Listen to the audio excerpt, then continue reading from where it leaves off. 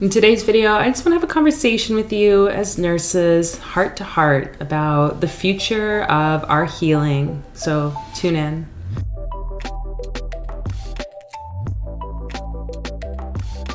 Welcome to the channel, everyone. My name's Fola, and here on Deep Mind Squared, we talk all things bridging mental wellness and spirituality for nurses. In today's video, I wanted to just come on here and have a heart-to-heart conversation about the future around our wellness as nurses, around the future in terms of psychedelics becoming a more common modality for folks, especially those who might be experiencing post-traumatic stress disorder and other forms of mental health conditions, and also around where I kind of stand with things from that harm reduction stance. Before we get into all the conversation, though, I invite you to hit that subscribe button and the notification bell so that you're updated on future video releases. So I was talking with a friend today, and we were going into some of the pieces around people in healthcare field, especially nurses,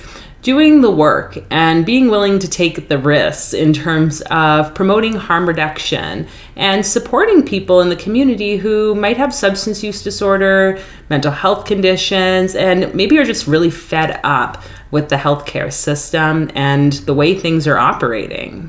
And it had me just really diving into the fact that here I feel like I'm at this sort of risky edge of nursing.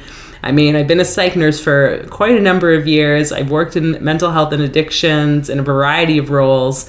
And yet I feel like I'm always being called to really go beyond the conventional model and stepping more into ways to truly promote healing. And this is what led me to the shamanic healing, the connection with Reiki and all the energy work, sound therapy, and ultimately with plant medicines.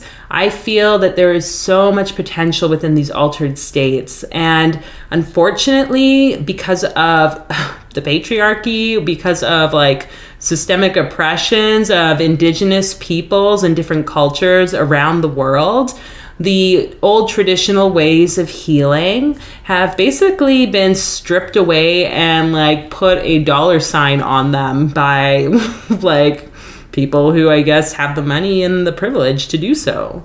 And so this is the problem, I guess, when we talk about this whole conversation. We have people entering into nursing who have the heart and the courage to support others. And they end up taking on that pain and that suffering because we aren't being taught how to really support ourselves. It's just keep going at it, pick up more overtime shifts, forget about taking your breaks, and we, put ourselves last. But that then leads to a complete decline or decompensation of our mental wellness and our physical and spiritual wellness as well. And this is not going to be something that lasts. I've said that in other videos that I think there's going to be a huge shift, especially around staffing issues in the future. And it's up to us to start to take care of ourselves and to set boundaries. And this is looking like people leaving the healthcare field. But also what's happening is people are turning to maybe some more unhealthy ways of coping with their mental health and the struggles that they have in their life. I mean, we're in a pandemic, we're in whatever situations are happening right now in the world. I think it makes complete sense why we would turn to certain things to support ourselves. I mean, some people spiritually bypass and turn to meditation and spiritual practices in an unhealthy way. So it doesn't matter what that addiction or peace might be that you're bringing into your life. It's about finding balance. And unfortunately, I feel like the systems that exist aren't really meant to truly support folks. So it's time that we as nurses take our healing, take our wellness in our own hands.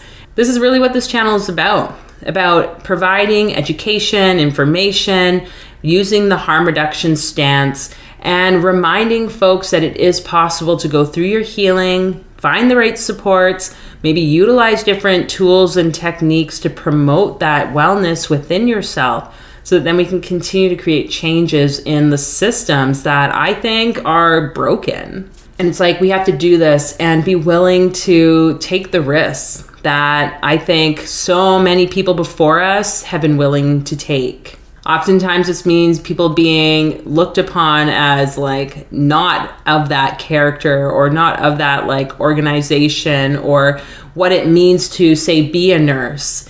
But I completely disagree with that. Without people who've been trailblazers before us, we wouldn't have things that were created.